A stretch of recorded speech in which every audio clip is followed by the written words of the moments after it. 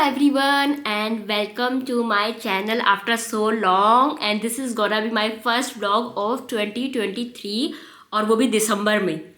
तो दिसंबर की स्टार्ट बहुत ही अच्छी होने वाली है क्योंकि टुडे इज़ 1 दिसंबर और मैं जा रही हूँ कल पुरी, जगन्नाथपुरी, जो कि बहुत लोगों को जाना होता है, मुझे भी जाना था। It's my 4th attempt now.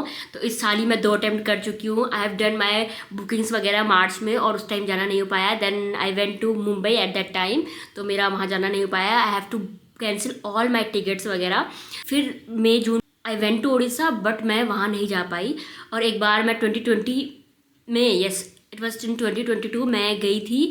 I went to Bhubaneswar. मुझे इतना खतरनाक फीवर हो गया कि मतलब जितने दिन हमने पूरी वगैरह घूमना था 2-3 दिन एग्जैक्ट उतने दिन मेरे को फीवर था। जैसे ही वापस आई ना मैं फीवर गॉन। तो इट इज़ सैड कि जब तक वहाँ से बुलावा नहीं आता ना तो तब तक आप नहीं जा पाते। तो आई थिंक दिस टाइम बुलावा आ गया है। I have done the packing. वहाँ तो बहुत मस्त गर्मी हो रही है, दिल्ली में थोड़ी सर्दी हो रही है तो मैंने स्वेटर वगैरह पहनी है। बट अभी दिल्ली में भी इतनी खास सर्दी नहीं है लास्ट ईयर के कंपैरिजन में। और द थिंग इज़ कि मैंने ना गर्मियों के कपड़े भी रख दिए और मैंने प्लान भी कर दिया। तो मेरा 1 day is gonna be on Puri, second मैं कोणार्क वगैरह, कोणार्क सन टेम्पल जिसके बारे में मैंने कभी बचपन में बुक्स में पढ़ा था, तो मैं वहाँ जाने वाली हूँ। और थर्ड थोड़ा बहुत एक दिन हम भुवनेश्वर में भी रहेंगे। सो this is my itinerary for now. बाकी वहाँ जाके तो प्लान्स थोड़े बहुत ऊपर नीचे हो जाते हैं। तो tomorrow I am leaving and I am very excited for this, क्योंकि ये मतलब बहुत ही सालों से 3-4 सालों से पेंडिंग ट्रिप थी। जाना है, जा भी रहे थे but we couldn't reach to Puri temple, but this time specially हम जा रहे हैं। सो देखते हैं हाउ वॉज इट। पैकिंग वगैरह मैंने कर दी है, बाकी मैंने सब कुछ कर दिया। बस मुझे कल शाम को निकलना है। कल मुझे सुबह थोड़ा मॉल जाना है, थोड़ा बहुत सामान लेना है और मुझे कल शाम को निकलना है। तब तक के लिए बाय बाय। हेलो, और हम पहुंच गए हैं दिल्ली एयरपोर्ट। तो पहले चेक इन वगैरह कर लेते हैं। मैंने करी है विस्तारा की flight because of the food. तो फिर पहले पेट पूजा हो जाती है। हम लोग भुवनेश्वर पहुंचे, वहाँ से ना हम लोगों के फ्रेंड्स आए थे हमें पिकअप करने के लिए और हम लोग वहाँ से निकल गए हैं पुरी के लिए। अभी 67 किलोमीटर बचा हुआ है पुरी। तो इस हिसाब से हम ना 5-5:30 बजे के आसपास पुरी पहुँच जाएंगे टेम्पल पे। तो अभी भी 42 किलोमीटर्स बचा हुआ है। Welcome to Puri. तो सबसे पहले हम ना टेम्पल के पास जाके थोड़ा देख लेते हैं, उस एरिया का आइडिया ले लेंगे, फिर हम वहाँ पे ही होटल करेंगे। हमने आज का होटल नहीं किया बट हमने कल से बुकिंग करी हुई है। Oh finally here at Jagannath temple Puri और आफ्टर सो मैनी अटेम्प्ट्स। तो this is very huge temple. तो अभी दर्शन करते हैं सबसे पहले। We check in to the hotel. So this is the washroom. It is hotel royal grand heritage. तो ये ना वॉकिंग डिस्टेंस में ही है, मंदिर के सामने पे ही। और हमें एक दिन के लिए मिल गया ये होटल। तो मंदिर में दर्शन वर्शन हो गए हैं और दर्शन ना आधे घंटे में ही हो गए थे, बिल्कुल रश वगैरह नहीं था। तो यहाँ पे इन्होंने हमें चेक इन दे दिया है। तो दिस इज़ द रूम। और यहाँ से ये रहा व्यू। 8 बज गई है अभी सुबह के। हम ना अब चलते हैं सबसे पहले ब्रेकफास्ट करने। सो दिस इज़ द इनका ब्रेकफास्ट वाला एरिया और ब्रेकफास्ट इसमें इंक्लूड था, that is the plus point. तो मैंने medu vada, what is this, medu vada है ना, आई गेस मेदू वड़ा ही बोलते हैं इसे, मेदू वड़ा, हाँ मेदू वड़ा ही बोलते हैं। तो मैंने फिर मेदू वड़ा खाया। आई वॉज वेरी टायर्ड क्योंकि मतलब रात भर सोए ही नहीं है। तो अभी हम ना बस ब्रेकफास्ट करके बस सोने वाले हैं, सभी सोने वाले हैं। और उसके बाद ना हम उठ के जाएंगे कोणार्क के लिए। हेलो, और मैं यहाँ नहा धो के रेडी हो गई हूँ कोणार्क जाने के लिए। हैप्पी अभी नहाने जा रखा है और इट्स 1:08 हो रहा है अभी। तो 4 घंटे की हमारी नींद हो गई है और हम निकल रहे हैं अब कोणार्क के लिए। और वहाँ पे हम सन टेम्पल देखेंगे और उसके बाद हम वहाँ बीच में जाएंगे।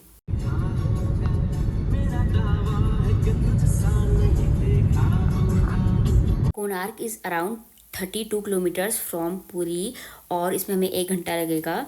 तो अभी 2:30 तक हम पहुंच जाएंगे कोणार्क सन टेम्पल में। और रास्ते की व्यू ना बहुत ही सुंदर है। चला जाता हूँ किसी की धुन में, मैं डालू ताल पे भंगड़ा, तू भी गिद्दा पाले। तो मैं उत्तराखंड से हूँ और मैंने पहली बार यहाँ बीचेस देखे।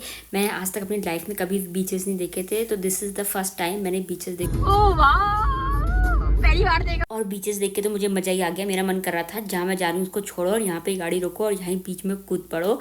बट और लोग भी थे और सबने मना करा मुझे यहाँ पे रुकने के लिए। और उनका वापसी में रुकेंगे, बट मज़ा आ गया।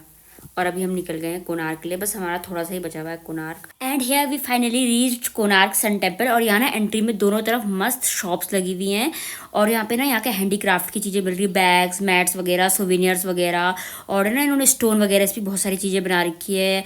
तो यहाँ पे दोनों तरफ शॉप्स हैं और बहुत मतलब ऐसे 400 to 500 मीटर्स तक पूरी शॉप्स ही शॉप्स हैं।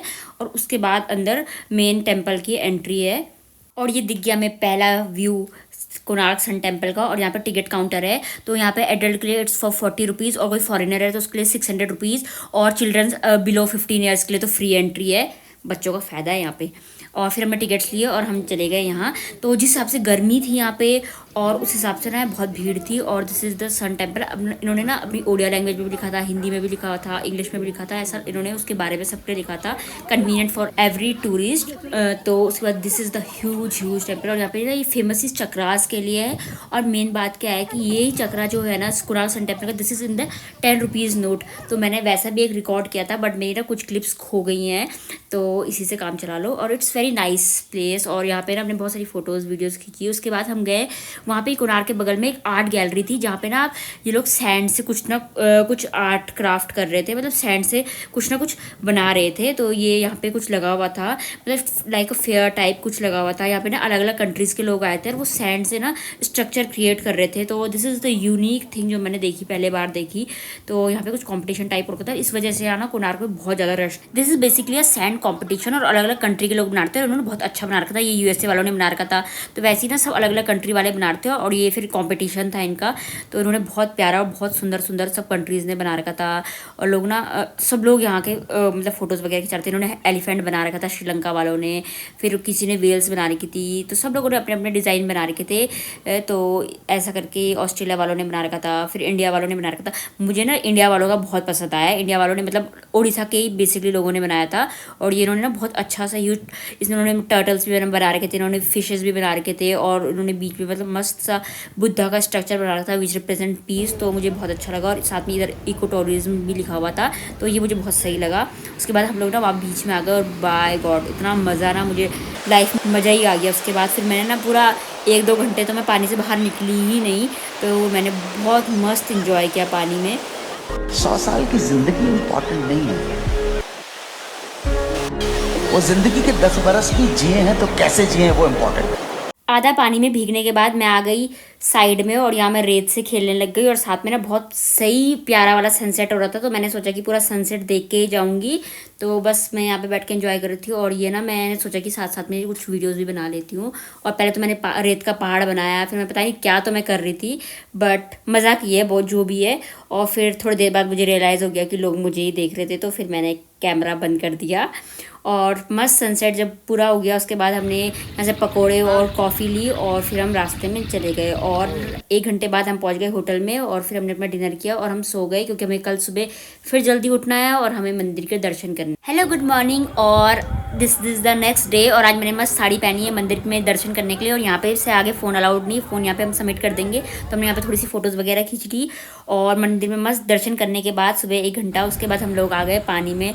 और बाय गॉड जो मैंने यहाँ मज़े करिए ना 1-2 घंटे, तो मस्त ही मज़े करी हैं। चल जहाँ मन चले, 2 पल के लिए सही। अब रूम में आके मैं नहा धो के फिर मस्त रेडी हो गई है ब्रेकफास्ट करने के लिए। और ना इनका ब्रेकफास्ट वाला एरिया बहुत ही अच्छा है, मतलब यहाँ पे स्विमिंग पूल भी है, रूफ टॉप, अगर आपको स्विमिंग करनी हो तो। हम तो बीच में ही कर दे रहे हैं, और यहाँ से थोड़ा व्यू वगैरह दिख रहा है। तो this is like a nice hotel. और ये मतलब टेम्पल के पास में ही है, ये लेफ्ट में थोड़ा सा टेम्पल है। It is like 400-500 metre. और फिर आज मैंने खाए मेदू वड़ा और डोसा, छाछ, ये लस्सी थी ये। तो फिर यहाँ खा के मुझे ना आज होटल चेंज करना है। तो हमने एक्चुअली बुकिंग जो कर रखी थी वो थी होटल सोनार बंगला की। तो दिस इज़ द रूम। और ये इन्होंने हमें एक बेकार चीज़ कर दी। रूम वाज नाइस, सब कुछ अच्छा है, एम्बियंस वगैरह गुड, बट जो इन्होंने हमें दे दिया वो ग्राउंड फ्लोर में दे दिया, तो वो अच्छा नहीं है। बट इसका एक फ़ायदा है बीच के पास होने का, कि हम लोग अब फ़ोन रखेंगे रूम में, और इसके बाद हम जाएंगे वापस से बीच में। तो आज भी बीच डे पूरा दिन भर आज बीच डे ही होने वाला है। फिर लंच में खाई मैंने ये थाली, यहाँ पे पास में एक रेस्टोरेंट में मिल गई थी। और डिनर में मैंने खाया अफगानी चिकन। और this is the next day, good morning. और आज हम बीच में नहीं जाएंगे क्योंकि कल हम 2 बार जा चुके हैं, बट यहाँ से व्यू वाज जस्ट अमेजिंग। और हम रेडी होके चेकआउट करके निकलते हैं भुवनेश्वर के लिए। भुवनेश्वर इज़ अराउंड 60 किलोमीटर यहाँ पे से, और हमें इसमें 1-1.5 घंटा लगेगा डिपेंडिंग अपॉन द ट्रैफिक। तो thank you and visit again, तो ज़रूर विजिट करेंगे।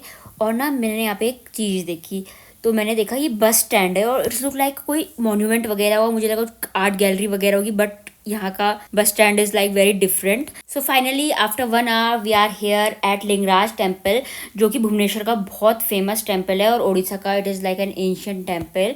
और ये यहाँ का फेमस है because of it Kalinga architect, और ये लॉर्ड शिवा और विष्णु को डेडिकेटेड है. तो this is a very famous temple. और अभी हम यहाँ पे विज़िट करने वाले हैं अंदर, और हमने दर्शन कर लिए. 1 घंटा लगा हमें दर्शन करने में. बहुत मतलब अच्छी खासी भीड़ थी यहाँ पे, और ये बाहर का एरिया है. It is like peaceful place. Our next spot in Bhubaneswar is this Udayagiri and Khandagiri caves, और यहाँ का टिकट 25 रुपये का है. तो हमने यहाँ पर टिकट लिया, और यहाँ पे इतनी गर्मी है कि मतलब सोचो नहीं. इट्स दिसंबर और फिर भी यहाँ इतनी गर्मी है. तो यहाँ पे इन्होंने उसके बारे में लिखा हुआ है. एक के अंदर 18 केव्स है उदयगिरी में, और खांडगिरी में है 15 केव्स. तो it is like a huge place. और ना यहाँ पे हमें एक्सप्लोर करने में पूरा 2 घंटा लगा है. और यहाँ गर्मी में ना मस्त फूल गिरे हुए थे, तो यही मैंने सब अपने ऊपर उड़ा दिए, साथ में धूल भी. कुछ भी कर सकती हूँ मैं. और फिर हमने ये लस्सी पी, और साथ में खाए हमने दही बड़ा आलू दम. तो उन्होंने कहा यहाँ पे का फेमस है उड़ीसा का, तो फिर मैंने खा लिया ट्राई करने के लिए. वो भी अच्छा रहा था. उसके बाद हमने खाए कुछ पानी पूरी, और हम निकल गए एस्प्लेनेड मॉल के लिए, और वहाँ पे हमने स्टारबक्स से खाया अपना डिनर. और उसके बाद हमने चेक इन किया होटल में, और this is the next day. और हम आए हैं ब्रेकफास्ट करने के लिए. मैंने तो मस्त बैठ के आराम से ब्रेकफास्ट किया, और हैप्पीने में चले गया था, और यहाँ नीचे सोफे में लेट रखा था बिकॉज की कार्ड मेरे पास था. फिर हम रेडी हो गए, हमारी फ़्लाइट है जाने के लिए. So this was all for Orissa के 3-4 दिन. बहुत मज़ा आया यहाँ. और this is my suitcase ready to go. So bye bye Orissa, until next time. You don't see the things I see. I tell you things you won't believe.